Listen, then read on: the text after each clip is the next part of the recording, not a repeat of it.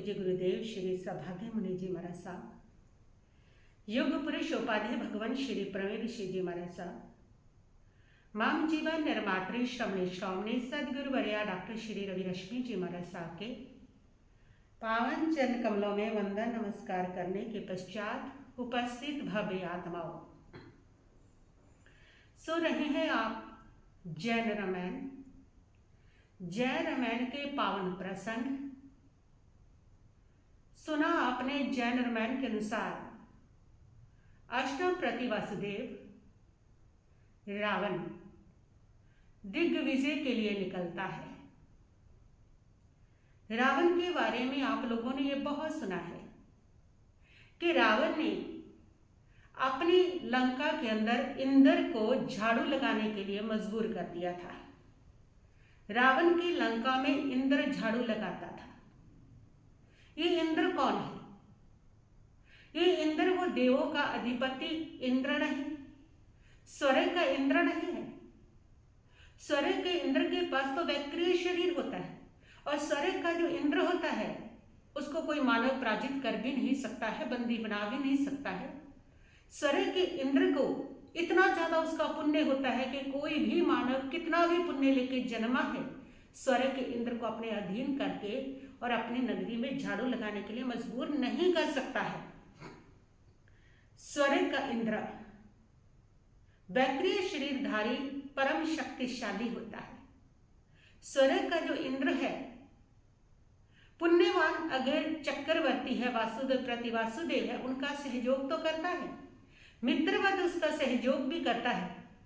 तीर्थंकरों के अति पुण्य के कारण, उनकी साधना होते त्याग के कारण उनको नमस्कार भी करता है।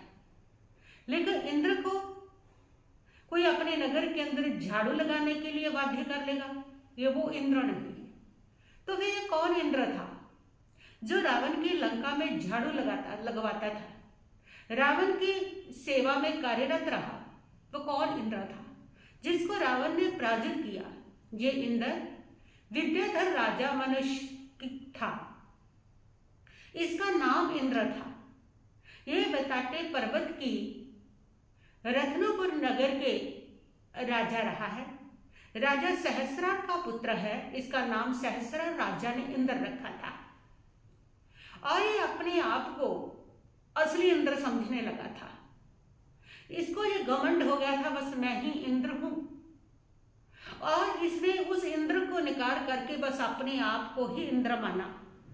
वैसे ही सारी व्यवस्था करके रखी इसने, वैसे ही अपने लोकपाल बना लिए, वैसे ही चारों दिशाओं के जम बनाए, वैसे ही नवग्रह, वैसे ही अपनी पत्नी का नाम रंभा, वैसे ही इसने अपने मंत्री का नाम बृहस्पति, और इस प्रकार इसने अपनी सारी व्यवस्था जो है वो इंद्र जैसी की थी।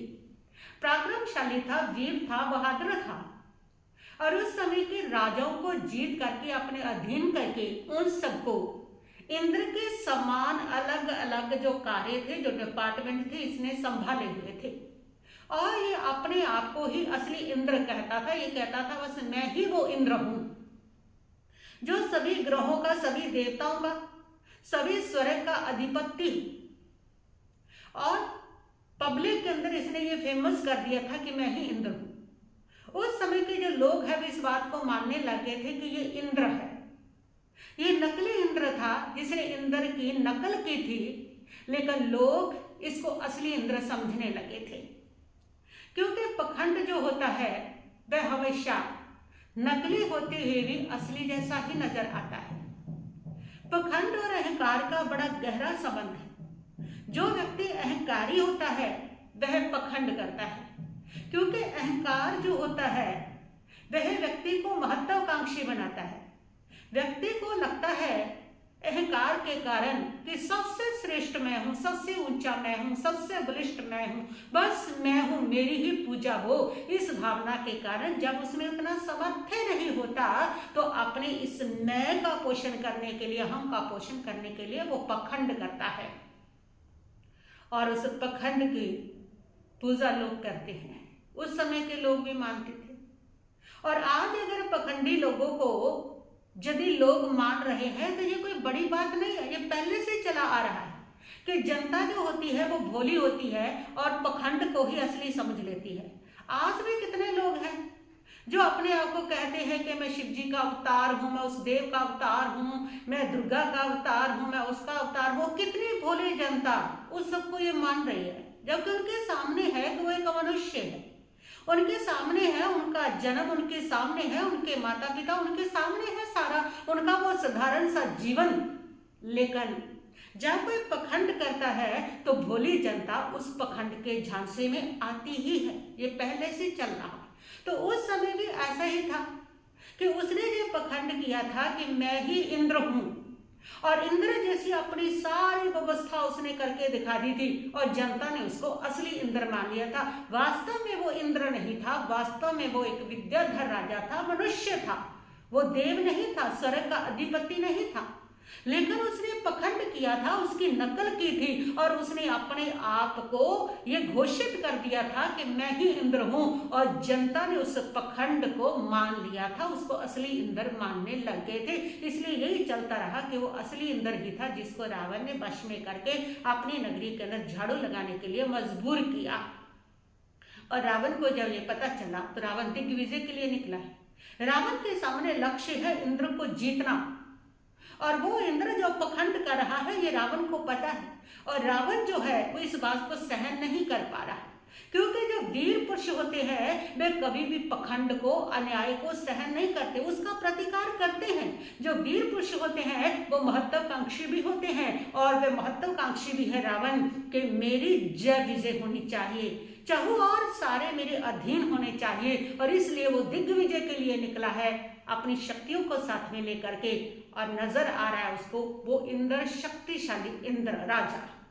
और रावण ने अपनी सेना को रत्नपुर की ओर रवाना कर दिया है। रावण भी उधर रवाना हो गया है और उसकी सेना को आते देख करके इंद्र राजा के जो गुप्तचर हैं उन्होंने इंद्र राजा के दरबार में पहुंच करके ये सूचना दी कि शीघ्र ही जो रावण है वो आपको घेरा डालने के लिए पहुंच रहा है। उसकी बहुत बड़ी विशाल सेना है जो आपको घेरा डालने के लिए पहुंच रही है। लेकिन इंद्र को अपनी शक्ति का बहुत अहम था, और इंद्र जो है वो अनसुनी कर देता है। वह कहता है ऐसे मक्खी मच्छर बात कर रहे हैं, मुझे कोई फर्क नहीं पड़ता, आ जाए, उसने जो करना है कर ली। और ये बात इंद्र के पिता सहस्र राजा सुनते हैं। जब वो सुनते हैं तो वो इंद्र को अपने पास बुलाते हैं और बुला करके कहते हैं कि बेटा, कि तुम्हें अपना जो है वो ख्याल रखना चाहिए, तुम्हें ध्यान देना चाहिए। रावण आ रहा है, पराक्रमी है, वो शक्तिशाली है, और इसलिए तुम्हें ऐसे समय में सावधान रहना चाहिए।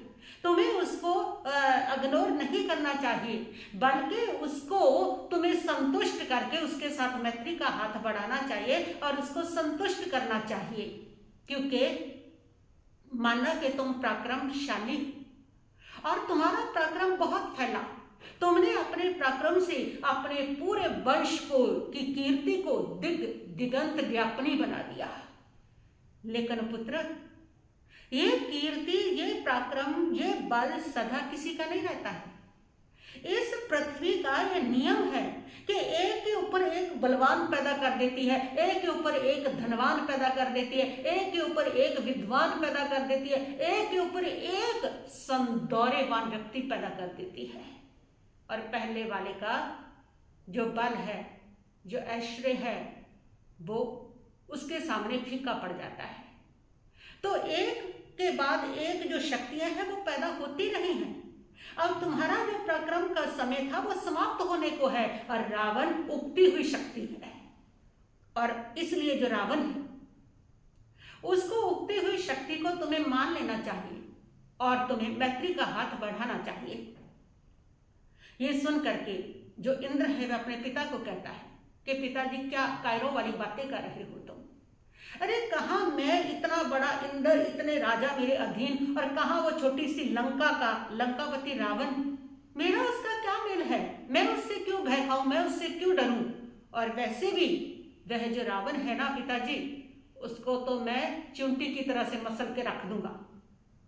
पिता समझ गए कि विनाश काले विपरीत बुद्धि, जब व्यक्ति का समय विनाश का आता है ना, उसको कितनी अच्छी शिक्षा दी जाए, कितनी बढ़िया योजना बताई जाए, कितनी नीति की बात बताई जाए, उस समय उसकी जो बुद्धि है वह विनाश काल होने के कारण उल्ट ही रहती है, उसकी बुद्धि में वो बात जमती नहीं है।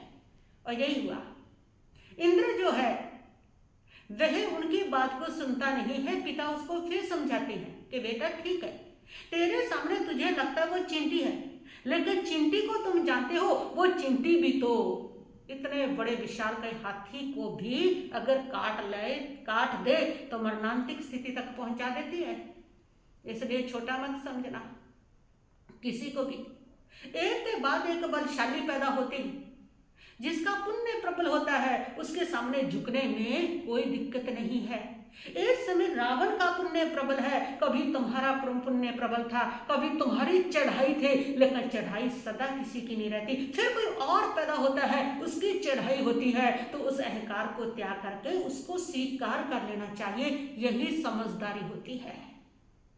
इसलिए तुमने अपने समय में बहुत पराक्रम दिखाया, तुमने अपने समय में अपनी कीर्ति को बहुत ऊंचा किया, लेकिन अब रावण उगती हुई शक्ति है। अब रावण का पुण्य बड़ा प्रबल है, इसलिए रावण के पुण्य प्रबल होने के कारण झुकने में कोई हानि नहीं है। देखो तो सही, रावण का पुण्य चल रहा, रावण की शक्ति चल रही, रावण का पराक्रम चल रहा, इतने सारे राजाओं को उसने अपने अधीन कर लिया है, तो उसका भाग्य चल रहा है इस समय, इसलिए उससे उलझना ठीक नहीं है। वह इंद्र कहता है कि पिताजी, ये छोटे मोटे कबीर शवेर जो राजा थे ना, इन्होंने रावण की अधीनता को स्वीकार करके और ये रावण के और अहंकार को बढ़ावा दे दिया। रावण को लगने लग गया पता नहीं मैं क्या चीज हूँ, कितना बलशाली हूँ, लेकिन रावण का जो पाला है अभी इंद्र से नहीं पड़ा है। जब रावण का पाला इंद्र से पड़ेगा तब रावण की अकल ठिकाने आएगी, तब रावण को पता चलेगा कि मैं उतना पराक्रमी नहीं हूं जितना मैं अपने आप को मान रहा हूं। तुम्हें नहीं पता। पिता बहुत समझाते हैं, लेकिन इंद्र कुछ नहीं समझता। पिता चुप हो जाते हैं, अब करे तो क्या करे। इतने में सभा में आकर के ये सूचना पहुंच गई है कि रावण का दूत मिलने आया है। रावण का दूत जब आया तो उसने आकर के संदेश दे दिया है कि मैं रावण का दूत हूं, और रावण ने कहा है जा तो मेरे प्रति भक्ति प्रदर्शित कीजिए, मुझे मान लीजिए, नहीं तो फिर अपनी शक्ति का प्रदर्शन करने के लिए तैयार हो जाइए। इंद्र ने कहा जाओ जाकर के अपने रावण को बोल दो कि मैं अपनी शक्ति का प्रदर्शन करने के लिए तैयार हूं, मैं उसकी चुनौती को स्वीकार कर रहा हूं, वो अपनी शक्ति दिखाए, मैं उसको अपनी शक्ति दिखाऊंगा। और दूत पहुंच गया। इधर रावण ने अपनी सेना के साथ इंद्र की नगरी को घेरा डाल दिया, और अगले के दिन जो युद्ध है वह प्रारंभ हो गया। उस युद्ध में ऐरावत हाथी पर इंद्र बैठ करके आता है, और अपने भुवना अलंकार हाथी पर रावण बैठ करके जाता है। युद्ध चल रहा है और दोनों के जो हाथी आमने सामने आगे है, दोनों का आपस में युद्ध होने लगता है। उस युद्ध में दोनों ही पराक्रमशाली, दोनों ही वीर, दोनों ही बलवान है, एक दूसरे के शस्त्रों को अपनी अपनी शक्ति से काटते चले जा रहे हैं। और अचानक ही जो रावण है उसने छलांग लगा करके अपने हाथी से और इंद्र के ऐरावत हाथी पर पहुंच गया, और पहुंच करके उसने इंद्र को पकड़ लिया। ये सब सहसा हुआ, अचानक सा हुआ, इसलिए इंद्र भुचंका सा रह गया कि ये क्या हो गया। और उसको इस मौका देख करके, उसको आश्चर्यचकित हुआ देख करके, और रावण ने उसको बंदी बना लिया, और बंदी बना करके उसने उसको अपने रथ में डाल दिया, हाथी पर डाल दिया। और इधर जैसे ही इंद्र बंदी हो गया तो सारी सेना अपने आप चली जाती है, युद्ध समाप्त हो जाता है, और रावण उस इंद्र को बंदी बना करके लंका में ले आता है, और लंका में जैसे तोते को पिंजरे में बंद करते हैं ऐसे जेल में बंद करके रख देता है।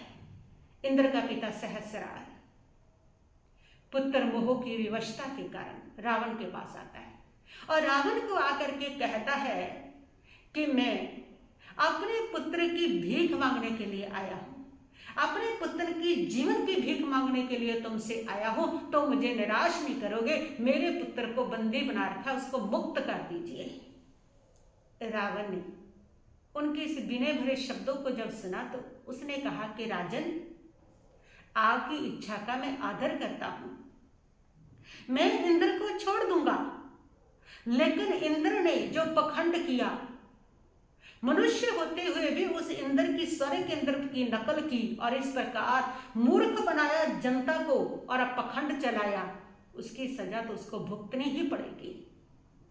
वो सजा उसके पखंड की जो उसने इंद्र के अस्तित्व को चुनौती दी, अपने आप को इंद्र मानता रहा, वो सजा उसको भुगतनी पड़ेगी। पिता ने कहा, क्या सजा है वो तुम्हारी? वो सजा ये रहेगी कि इंद्र को मेरी नगरी का, जितने भी इसके कर्मचारी होंगे, मेरी नगरी की सफाई करवानी होगी, लंका की सफाई करानी होगी। और लंका में जितने भी मंदिर बने हुए हैं और सुबह सुबह प्रातः सब जगह पर फूल वगैरह अगरबत्तियां हैं, वो इसको पहुंचानी होगी। ये 2 काम इसको सौंपे जाएंगे। अगर ये 2 काम करेगा तो इसको मैं मुक्त कर दूंगा। पिता ने हाँ भर ली, ठीक है, ये दोनों काम ये करेगा और आप इसको मुक्त कर दीजिए। रावण ने इसको मुक्त किया और इंद्र को कहा कि ये 2 काम तुम्हें करने हैं। मेरी नगरी की लंका की सफाई करनी है, ये दंड है तुम्हें, मैंने तुम्हारे पखंड का दंड दिया है। और दूसरा, मेरे सारे लंका के मंदिरों में फूल वगैरह पहुंचाने हैं। बाकी मुझे तेरे राज्य से कोई लेना देना नहीं है। तो मुझे अपना स्वामी मान, विनय कर मेरे प्रति और अपना राज्य भोग और सुख से रहे। ये कह करके उसको मुक्त कर दिया। इंद्र अपने रत्नपुर में आ गया। जो तेजस्वी लोग होते हैं ना, उनके लिए अपमान मृत्यु से भी बदतर होता है। मन बड़ा दुखी है कि मेरा अपमान, इतना भयंकर अपमान हुआ। और फिर इसलिए भी दुखी है, कहाँ तो लंका के ऊपर उसका शासन था, उसके कर्मचारी लंका पर शासन करते थे, और कहाँ आज उसको लंका की सेवा करनी पड़ रही है, उस रावण की सेवा करनी पड़ रही है। वहां पर झाड़ू लगवाने पड़ रहे हैं, सफाई का सारा उत्तरदायित्व उसके ऊपर है। मन बड़ा परेशान, बड़ा दुखी है। और इतने में नगर के अंदर केवली निर्वाण मुनि केवली पधारते हैं और इंद्र उनकी सभा में जाता है और जा करके पूछता है कि प्रभु, ऐसा मैंने पूर्व भाव में कौन सा कर्म किया जिसके कारण मुझे ये अपमान भोगना पड़ा? हर घटना के पीछे कर्म तो रहा ही हुआ है। बिना कर्म के जीवन में कोई घटना घटित नहीं होती है।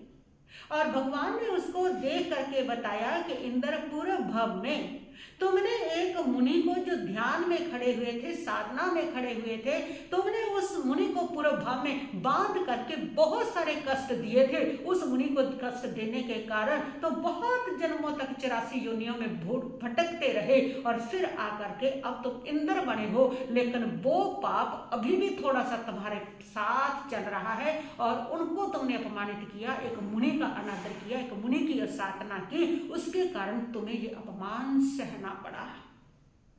इसलिए जीवन में कभी किसी संत का, किसी महात्मा का, किसी महापुरुष का अपमान मत करना।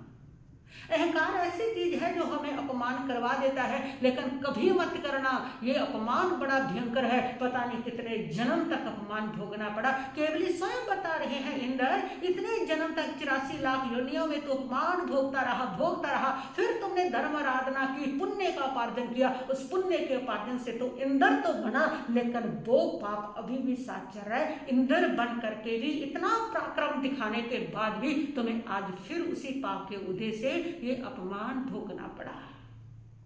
ये अपमान जो देते हैं वह लौट के आता है। जब जब आप दूसरों का अपमान करेंगे, किसी को अपमान देंगे, वो अपमान जीवन में आएगा। इसलिए जीवन में जब जब अपमान पीना पड़ा तो सवाल मत करना कि मेरा अपमान क्यों होता है, सवाल मत करना कि मुझे प्यार और सम्मान क्यों नहीं मिलता। इसके कारणों पर जाना कि मैंने ये किया होगा, मैंने बीज बोया था, इसलिए मेरे जीवन में ये चल करके आया है। इसमें किसी की कोई गलती नहीं है, कुछ नहीं है।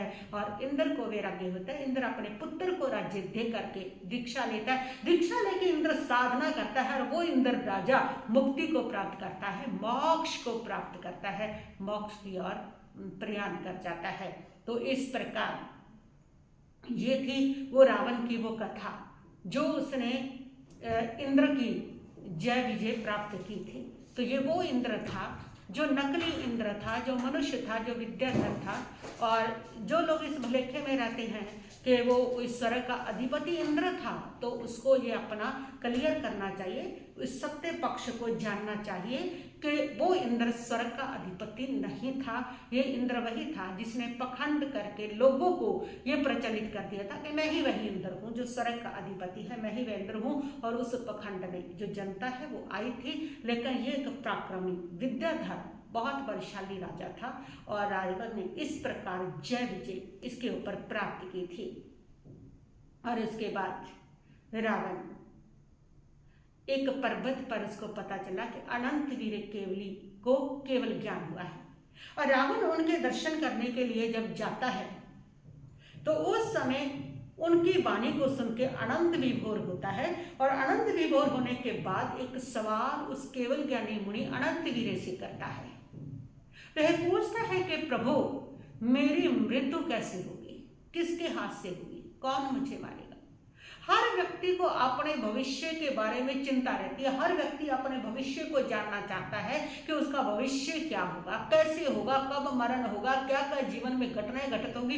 हर व्यक्ति की जो जिज्ञासा बनी रहती है। इसीलिए तो हर व्यक्ति जो है वह आपको मिलेगा, कोई पंडितों से, कोई पांडों से, कहीं भी हाथ दिखा रहा है, जन्मपत्री में पूछ रहा है, क्योंकि हर व्यक्ति अपने भविष्य को जानना चाहता है। और कई लोग तोतों से पूछते हैं भविष्य, नंदी बैल को लेके आ जाते हैं, उनसे पूछते हैं। तो ये सारे व्यक्ति की और जिज्ञासा के कारण ही सारे क्रिएट हुए हैं।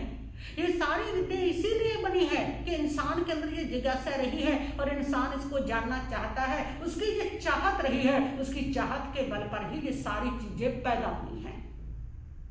तो हर व्यक्ति की जो इच्छा होती है, रावण ने भी पूछा तो केवल ज्ञानी ने कहा कि रावण, तुम प्रति वासुदेव हो। प्रति वासुदेव की जो मृत्यु है वो वासुदेव के हाथों होती है। तेरी मृत्यु वासुदेव के हाथों होगी। मौत का कारण क्या बनेगा प्रभु? मौत का कारण पर स्त्री दोष बनेगा। पराई स्त्री के कारण अपजश लेकर के मरोगे तुम, और उसके कारण ही तुम्हारी जो मृत्यु है वह होगी। रावण को जब पता चलता है तो रावण की आंखों में आंसू आ जाते हैं कि प्रभु, क्या इतना अपजश लेकर के मैं दुनिया से जाऊंगा? मेरी मौत, मैंने इतनी ज्यादा कर्म योग किया, मैंने इतने ज्यादा यज्ञों को, हिंसक यज्ञों को हटाया, मैंने इस प्रकार अपना जश चारों दिशाओं में फहराया, सब मेरी राजा जो है मुझे मानते हैं, इतना जश, और मेरी मौत ऐसे अपजश के कारण, ऐसा अपजश लेकर के मैं मरूंगा। और रावण की आंखों से आंसू आ जाते हैं। रावण खड़ा होकर के कहता है कि प्रभु, बस मुझे नियम करवा दो, ये नियम करवा दो कि मैं पर स्त्री जो मुझे चाहेगी नहीं, जिसकी मुझे पाने की इच्छा नहीं होगी, मैं उसके साथ कभी जोर जबरदस्ती नहीं करूंगा। मैं उस पर स्त्री का त्याग रखूंगा जब तक वो मानेगी नहीं। अगर वो मानेगी, वो स्वीकार करेगी, रावण उसी स्त्री को स्वीकार करेगा। अन्यथा रावण उस स्त्री को जो उसे चाहती नहीं है उसको वो स्वीकार नहीं करेगा। शायद मेरा ये अपजश टल जाए प्रभु, मुझे ये नियम करवा दो। अगर ये नियम होगा तो मैं किसी स्त्री के साथ जब ऐसा नहीं करूंगा तो फिर मुझे अपजश लेके भी शायद ना मरूं। लेकिन होने को कौन टाल सकता है? नियम किया उसने परमात्मा से कि मैं जो स्त्री मुझे चाहेगी नहीं उसको स्वीकार नहीं करूंगा, जब तक वो मुझे चाहेगी नहीं तब तक स्वीकार नहीं करूंगा। ये नियम रावण ने ग्रहण किया और इस नियम का पालन रावण ने अंतिम सांस तक किया। उसके कर्म के कनेक्शन के कारण उसने सीता का अपहरण किया। सीता को मनाता रहा, वो मनाता रहा, लेकिन सीता ने अगर रावण को स्वीकार नहीं किया तो रावण ने उसके साथ कोई जबरदस्ती नहीं की, कोई बदतमीजी नहीं की उसके साथ कुछ भी गलत रावण ने नहीं किया। रावण अपने नियम के ऊपर अडिग था कि जो स्त्री मुझे चाहेगी नहीं, मुझे स्वीकार नहीं करेगी, मैं उसके साथ कोई जबरदस्ती बदतमीजी नहीं करूंगा। ये उसका नियम था और इस नियम को उसने केवल ज्ञानी अनंत वीर से लिया था और इस नियम को उसने पूरी श्रद्धा से और पूरी विश्वास के साथ अंतिम समय तक निभाया। लेकिन जो होनी है वो होके रहती है। फिर भी जो रावण है, पार स्त्री दोष का अपजश लेकर के ही उसकी मृत्यु होती है। कैसे क्या होती है वो तो आगे के प्रसंगों में चलेगी और बाकी बातें हम अगले प्रवचन में करेंगे। बस इतना ही कहती ही मैं अपने वक्तव्य को यहीं पर स्थगित करती हूँ। ओम शांति शांति भव।